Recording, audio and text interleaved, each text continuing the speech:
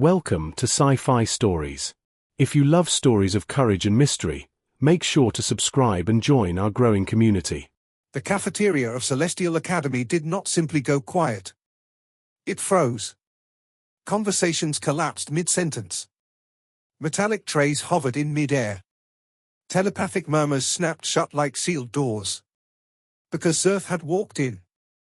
Her species, the Velcar, were known across systems for flawless symmetry. Crystal-woven bone structure. Luminous blue skin that shimmered like frozen oceans beneath starlight. Zerth shimmered too. But not the way they approved of. Crystalline fractures cut across the left side of her face, jagged lines like lightning trapped beneath glass. Under the fluorescent panels, the scars fractured the light into sharp reflections. Look, fractured face. The whisper spread like oil on water. The Aranian nobles flicked their sleek scaled necks in disdain. The Fesh telepaths didn't even bother whispering. Their thoughts brushed against the air like cold mist. Imperfection. Disfigurement. Rejected by her own kind. Zerth kept walking. Each step felt like crossing a battlefield she never volunteered for. The scars came from Velcar's deepest crystal mines. An explosion. A collapse. Her parents lost beneath a storm of splintered lattice. She survived. On Velcar, survival with damage was not heroic. It was shame. Her own people sent her away. To this mixed species tolerance experiment. A polite exile wrapped in academic branding. She reached the corner table. Saturday. Placed her tray down. Her hands trembled so violently the silver cup rattled. I heard her family couldn't stand looking at her. Laughter. It wasn't loud. It was worse than loud. It was casual. Zerth considered standing up. Running. Then. Mind if I sit here? She looked up. A human. Dark hair slightly messy. Brown eyes that held warmth instead of curiosity. His posture relaxed, not cautious. I'm Elijah, he said. Eli works too. Humans were new to the Galactic Alliance. Considered primitive. Emotionally unpredictable.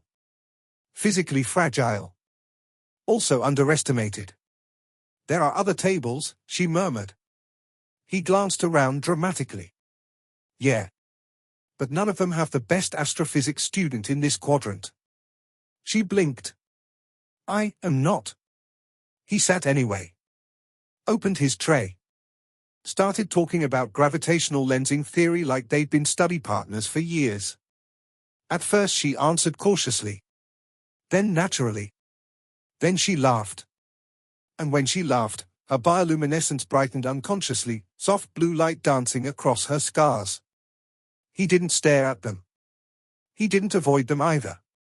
He looked at her eyes. And that, more than anything, confused her.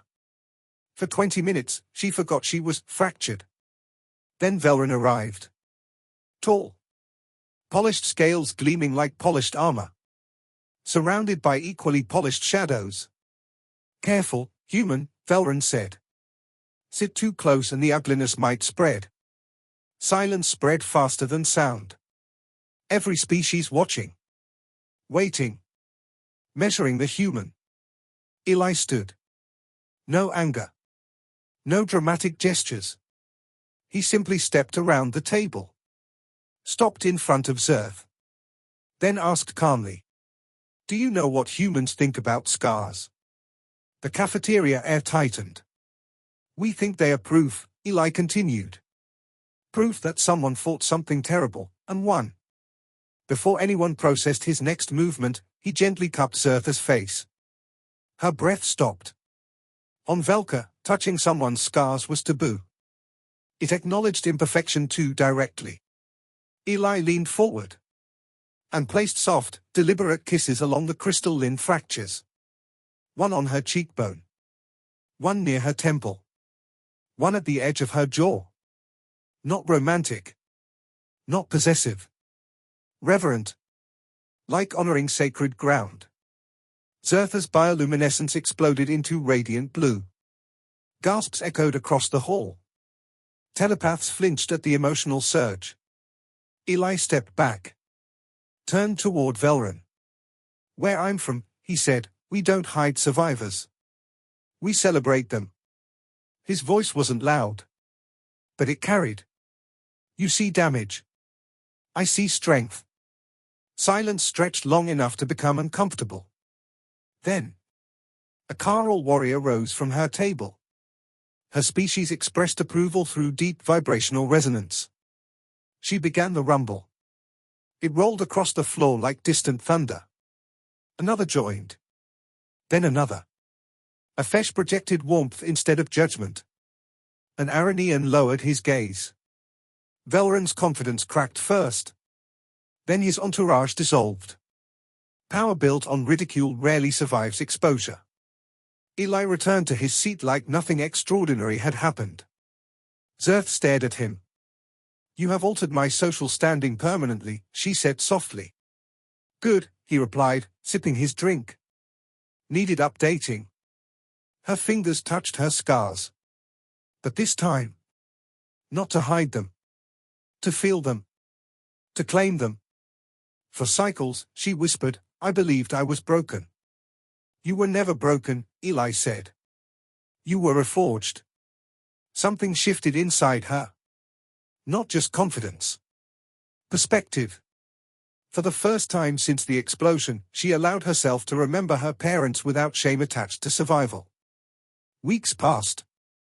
The cafeteria changed. Whispers decreased. Study invitations increased.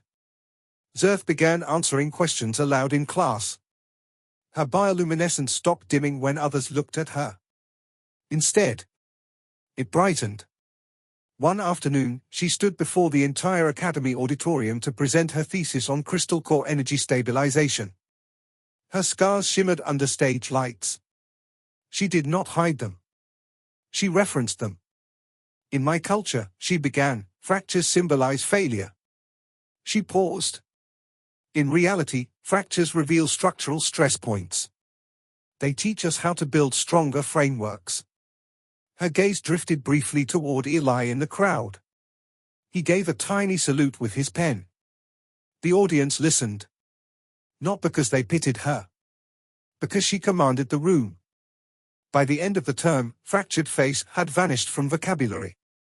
Replaced with something else. Star scar. A mark of someone who endured. Someone who survived. Someone who glows brighter through cracks. And one human exchange student quietly shifted an entire academy's definition of beauty. Not with force. Not with dominance. But with perspective. Sometimes revolutions don't roar. They sit at your table.